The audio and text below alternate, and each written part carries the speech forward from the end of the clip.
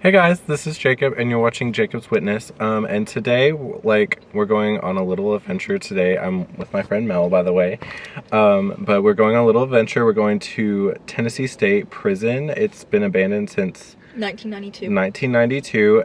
Opened in 1898, but we tried to go to a burnt down church today too, but it was kind of like it had no trespassing signs, so we didn't really want to get in any trouble. But this place seems like no one really cares about it since it's been abandoned for so long. So we're just gonna go check it out and have like a little adventure. Mel's channel will be in the description below. Make sure you go check her out, and let's get on into it. Let's go! Hey guys, an update. So the prison, it had signs, and it's specifically said if we went any further beyond this point, we would be arrested and charged. And we are both over 18, and we cannot do that. So we were like, okay, well, I knew this other part of an abandoned factory, just right down the road, and so we drove around and we checked it out, and it the only signs over there was no unauthorized vehicles, but there's other factories around, so we think that's why that it says that. Yeah, so we're gonna walk down the railroad tracks in front of it and see if we see no trespassing signs, and if not, we'll try to get in there and get some footage. If they do have trespassing signs, we're just gonna say okay, we're not gonna go. But there is another part of an abandoned factory on further down. Goodness, I didn't even know that. Yeah, so we Wow. might have another chance if this one doesn't work out. So we're just gonna go check it out and see what we can do. Okay guys, so this is what we're going to. There's a really pretty mural, mural over there. However you say it. It's really cold. But these train tracks are really sketchy, but They don't look like they've been used in many years. yeah, so we feel like we're doing pretty good. Good chances.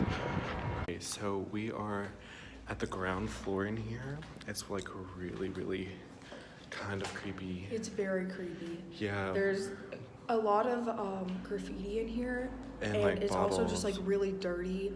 A lot of things down. I mean, it's not like I was expecting it to be a nice place, but I didn't know that there was going to be a basement to it, but there's there's a hole that's going straight through the floor. Yeah, and there's stairs to go downstairs, and it's no light in here, and it's really eerie. And we're just kind of taking it slow and making sure we're sweeping the room and so we know that there's no one else in here. But it looks like there's a lot more light upstairs. Yeah, it looks cool upstairs. So we might head up there. I'm not going in the basement. Are you not? I'm not going in the basement. Okay, so we made it to the second level. We're still freezing. We're still very cold, but the bad news is that we can't go any further up because the stairs to the second level are a ladder, and that's 30 or 40 feet high, and I'm not risking my life to climb a ladder to this third story. But the weird thing is the first room we were in was so big, but this story has a new concrete wall up, so you can't go to that side of this story, which is really weird and off-putting for me. I don't feel threatened here. I feel pretty safe. This is a solid structure.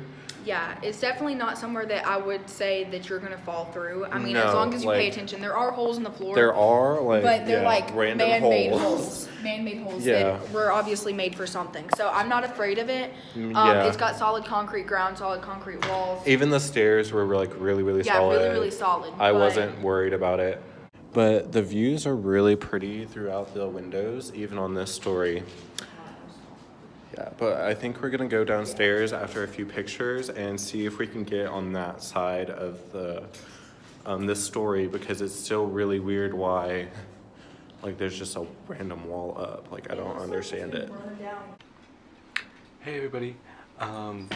I thought I'd just sit down and talk about the history of the factory that we went to, to recap and tell y'all a little bit about it. It's actually not a factory. It used to be a grain silo. It opened in 1910, it closed in 1920. no one really knows why it closed. The internet doesn't talk much about it. The old man painted on the mural is Lee Estes. He is a 91-year-old gentleman who has lived in the community his whole life. And they picked him because he was a leader to everybody and he watched over the neighborhood. But plot twist, there's a second mural on the other side that me and Mel didn't know about. It's two children. It is two children from the St. Luke's community house where Lee Estes was as a child. They picked two children and painted them on the other side. Artist was an Australian, Guido Van Helton, if I pronounce that right. He did both murals. The city commissioned him to do both. But yeah, it was a really fun experience, and I love going to abandoned places. Like, I always get like an adrenaline rush when I go.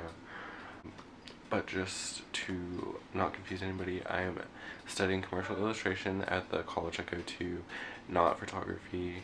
But when I do finish my illustration degree, I do want to go back and do photography, just because I want to be well-rounded in art, and I just want to see, like, be able to do as most mediums as I can.